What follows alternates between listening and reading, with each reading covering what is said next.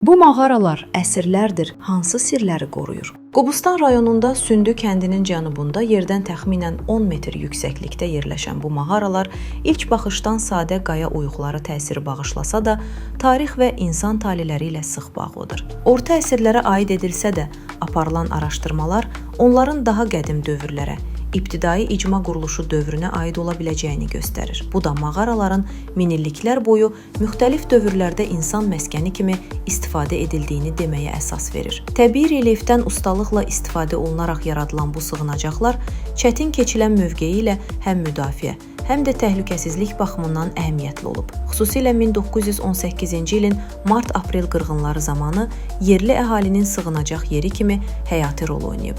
Bugün isə həmin mağaralar Qobustanın zəngin tarixi keçmişini, insanların yaşamaq və qorunmaq uğrunda apardığı mübarizəni səssiz şəkildə gələcək nəsillərə ötürür.